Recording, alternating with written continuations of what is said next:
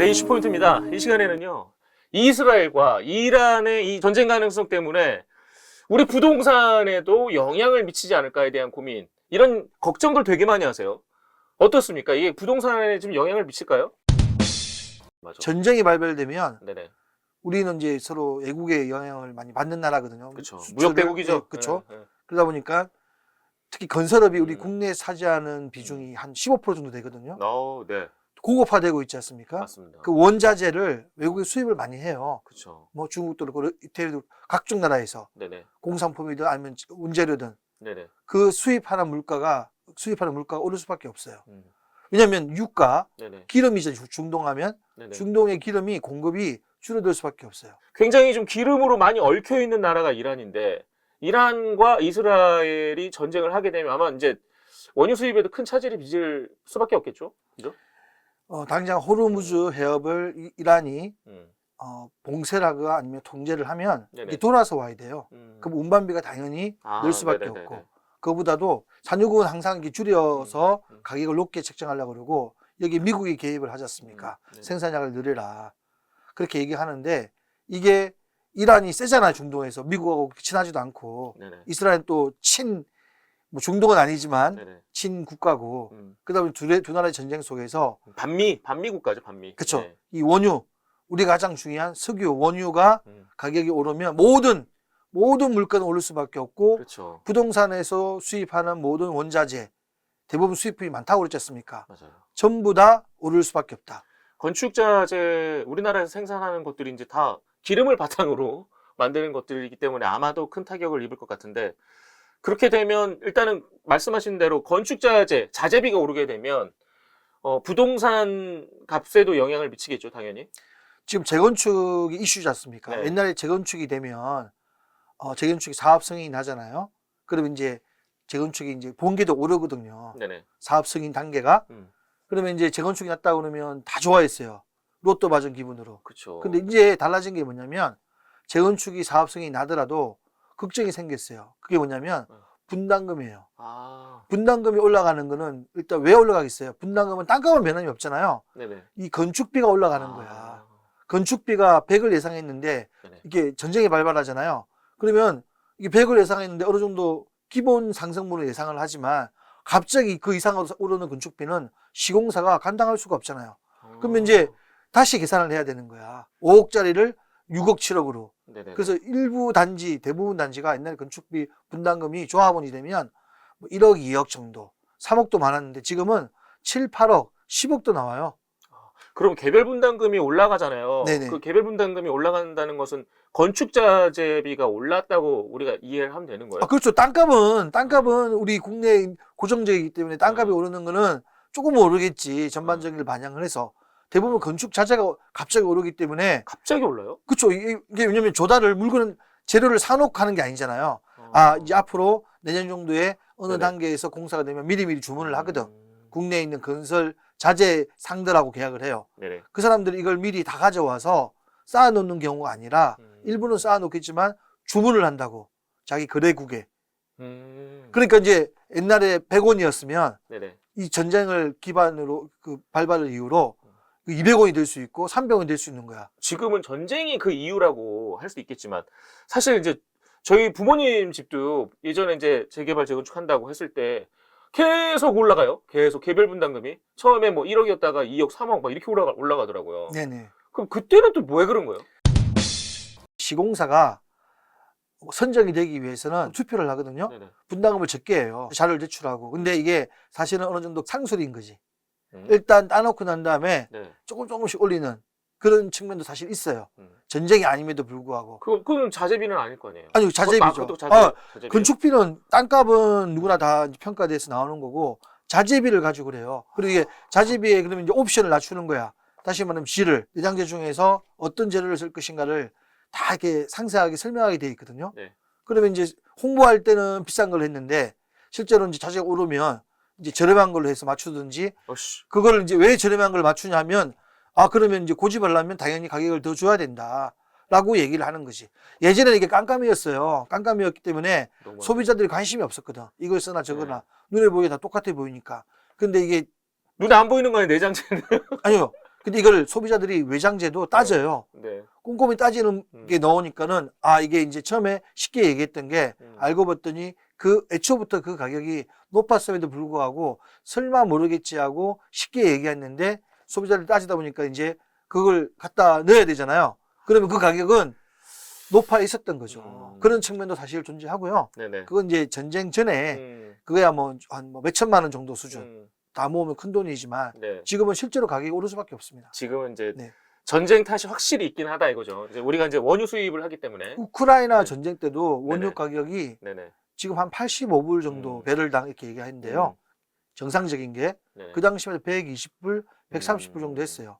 우리가 러시아나 우크라이나는 석유를 많이 수입하는 국가가 아니잖아요. 그렇죠. 그래도 유가가 120불, 130불 올랐는데 지금은 중동이에요, 중동. 중동일 경우는 이게 직격적으로 유가가 오를 수밖에 없다. 그러면 그 특히 부동산은 종합예술이거든요. 들어가는 자재가 한두 가지가 아니에요. 네네네. 생각해 보십시오. 모든 게 다 들어가지 않습니까? 거기에 주거가 원래 비싼 거예요. 상업적인 것보다 그 똑같은 그 부동산이지만 네네. 주거는 더 많은 게 들어가거든. 많은 게 들어가다 보니까 그 많은 재료들을 전부 다 조금씩 올려도 전체적 가격이 올라갈 수밖에 없는 거죠. 그러니까 이게 원유는 그냥 명분인 것 같아요. 생각해 보면. 저도 고민을 해봤어요. 네. 소비자는 싸게 사고 싶고 네. 파는 사람은 비싸게 파고 싶은 생각이 네네. 있잖아요. 뭔가 계기가만 되면 거기다 자기 이윤도 붙여. 그러니까 지금 느낌이 네, 그렇다는 거죠. 단순하게 가격이 오른 것도 있지만 그게 마진을 붙이잖아요. 네. 이게 네. 그 석유 시초하는 사람한테 바로 석유 사오는 게 아니잖아. 네. 석유를 시초하는 사람한테 누가 중간 도매상이 또 있을 거 아니에요. 네네. 다 붙이고 여기도 붙이고. 그러니까 이게 유통 구조에 합리화를 하면 그렇게 전쟁이 나든 올라오더라도 많이 안 오르는데 이게 너무 다단계로 서비스 유통 구조가 많다 보니까 그 석유를 파는 사람도 유통 구조가 있을 거고 사오는 사람 유통 구조가 있었고 다 올리다 보니까 이게 배보다 배꼽이 큰 거지. 그리고 저는 또 어떤 생각이 드냐면 사실 이게 원유를 오늘 계약한다고 오늘 받는 거 아니잖아요. 이거 지금 계약하면 다음 분기나 다다음 분기에 받는 거잖아. 그래서 회계처리를 할 때 선출, 선입, 네. 선입, 선출 뭐 이런 게 있어. 기법이. 네네.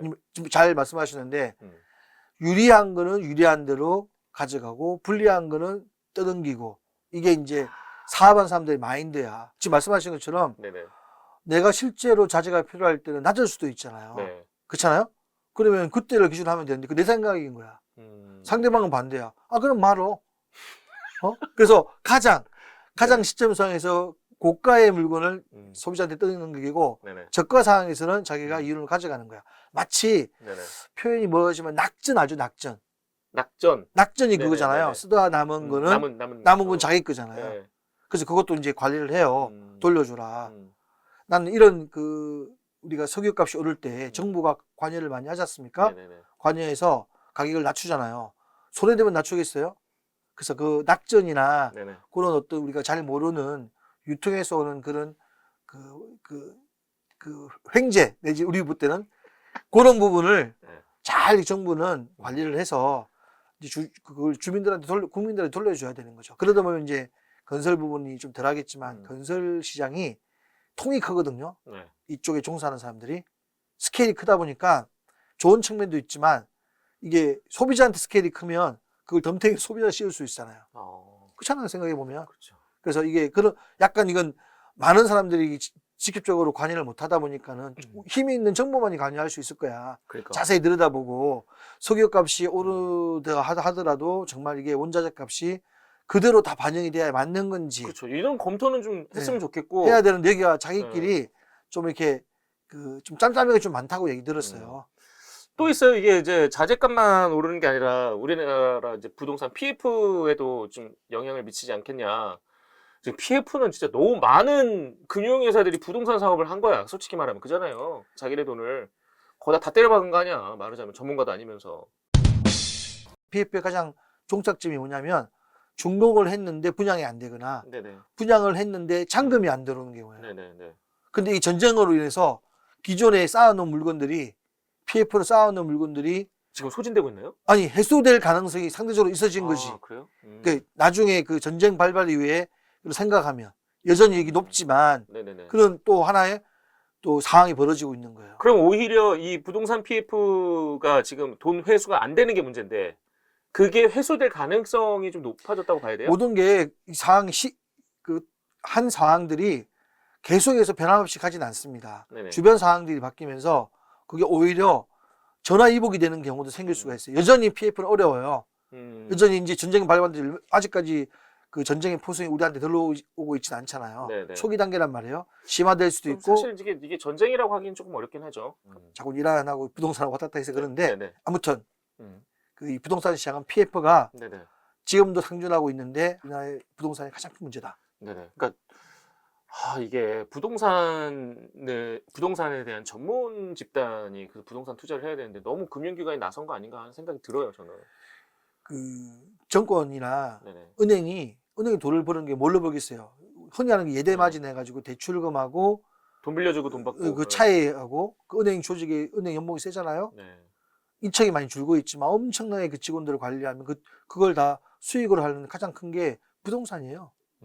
부동산 PF를 통해서 예전부터 그랬군요. 네 했기 때문에 결국은 부동산이 PF가 은행은 많이 1금융권은 많이 어떤 그 학습을 통해서 네네. 무리한 걸 많이 줄이고 네네. 이제 부실화를 방지하기 노력을 많이 했지만 제2금융권, 음. 증권회사, 신탁회사 이런 것들이 엄청나게 큰 문제가 있죠.